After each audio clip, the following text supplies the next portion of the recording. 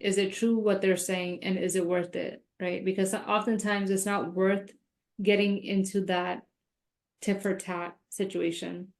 And again, don't tell people how smart you are. Nobody gives a damn, right? Like I said, nobody wants a know-it-all. Nobody wants to be told how smart the other person is, right? Like everybody's trying to get their work done, put their hours, and go home and enjoy their families or enjoy whatever it is that they like to enjoy on their own time.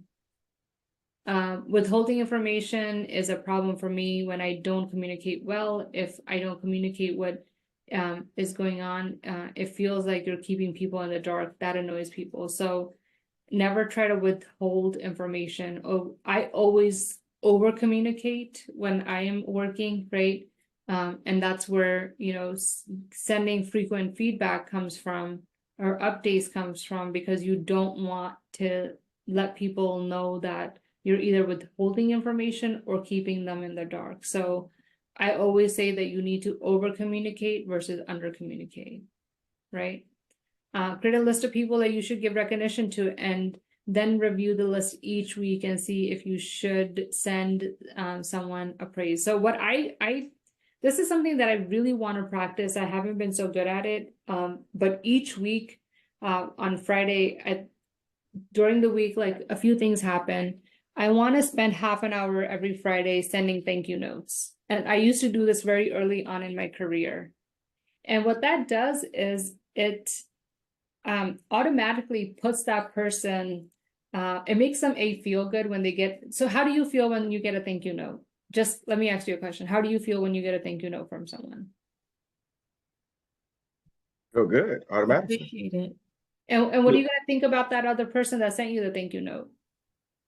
You appreciate it. Right. Mm-hmm. They And took the time to make that letter, so I think highly of them too. Exactly. So if you can practice this, even where you are today, make a list of people during the week that have helped you, right? And on Friday, sit down, block half an hour on your calendar and send those thank you notes.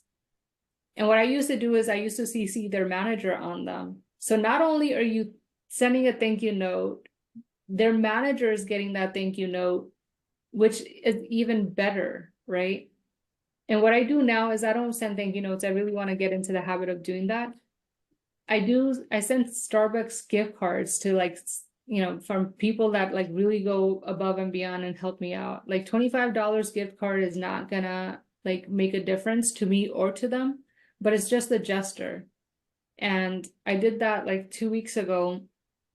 I work in the government domain, which means that everything needs to be translated, right? Like IVR prompts, text messages, emails, forms, everything needs to be translated into Spanish, right? So the project that I'm working on is a call center. So we have IVR prompts and they change often because a lot of people are giving us feedback. And so generally their turnaround window is 3 days. And I always, when I need something urgent, I put their manager on there, but this person was consistently being assigned to my request. So they have a whole department, but this one person always got my request, and he would always do his best to turn it around as fast as he could.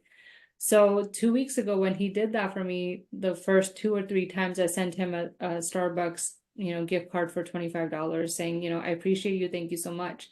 And after that, I got like 5 more requests to make those changes.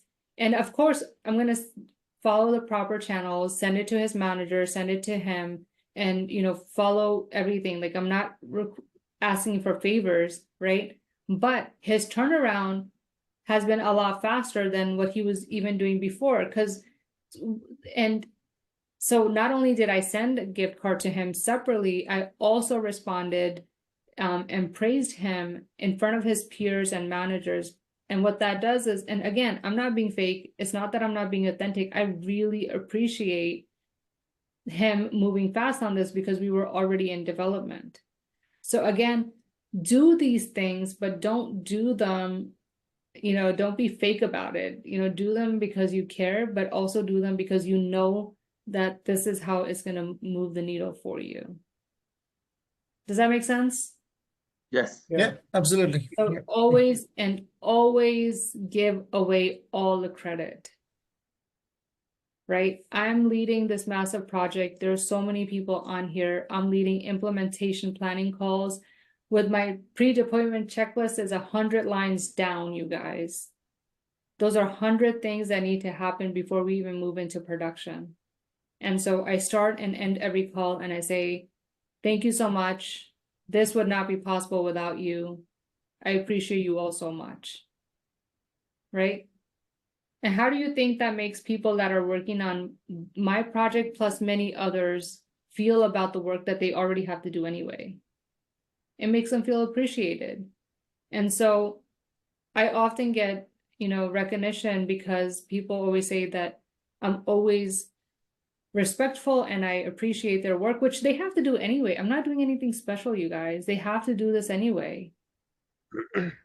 But making them feel this way, it makes my life and job a lot easier. When I reach out to these team members that I've never talked to one-on-one, they know who I am and they know the projects that I'm managing and they know that I'm a decent person to talk to.